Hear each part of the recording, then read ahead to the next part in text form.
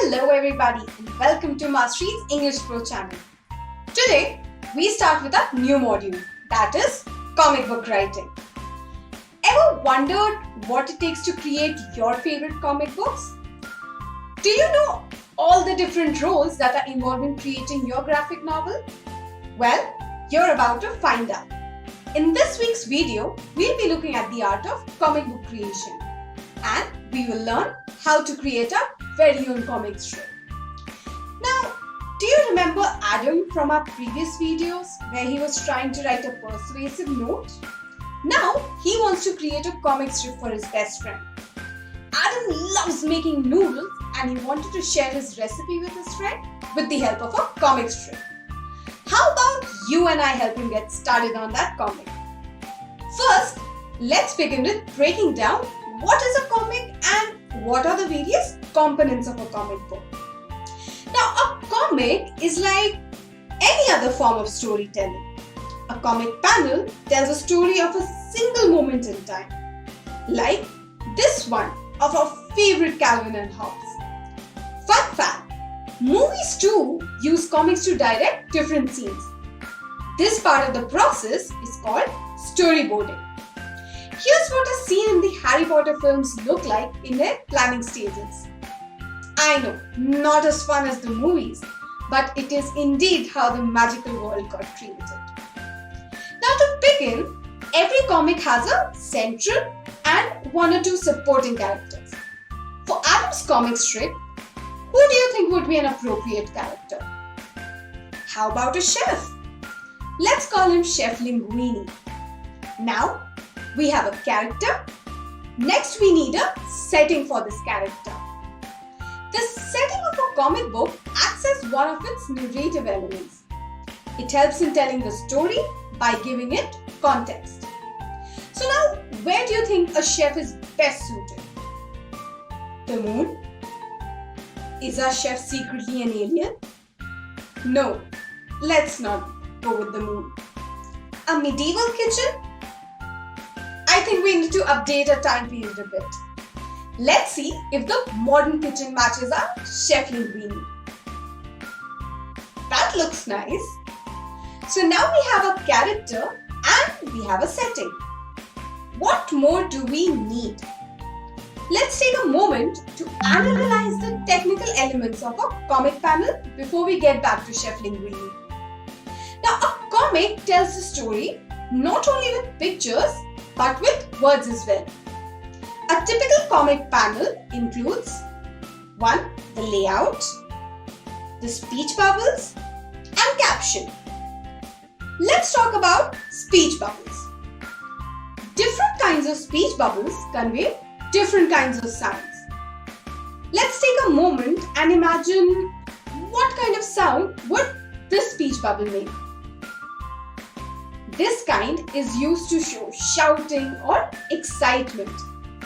Similarly, we have speech bubbles for when you're talking normally or when you're talking softly or when you're having those deep thoughts or you're daydreaming perhaps, right? Isn't it so wonderfully weird to see how we associated shapes of bubbles with how the thought or the feeling is supposed to be? I think that's a lot of fun. Okay, back to Adam and Chef Linguini. We have a character, we have a setting. Now, we need a caption. What is a caption? The caption helps with the narration of the story, setting the timeline and giving information which is not included in the speech bubble. So, what do you think the caption should say? Chef Linguini's culinary innovation day. Those are a lot of words. Let's move on to the supporting characters and dialogues. We have a main character in place with the setting.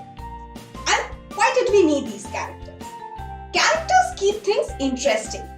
They interact with each other and keep the story moving forward. So, who should we add to the comic? How about a little girl? What do you think Adam's comic needs now? Dialogues. Now we have this little girl. What do you think the little girl is saying here? If it were you, What would you say if you got to meet a world-class chef? Probably ask him to make your favorite dish in the world? For me, it would be a pizza. Definitely a pizza. Okay, so how about that, guys? You've helped Adam create his first ever comic strip. Bet he's excited to add in more panels. So as we've talked about before, comic book writing is a form of storytelling, which means it follows the rules of a story plot.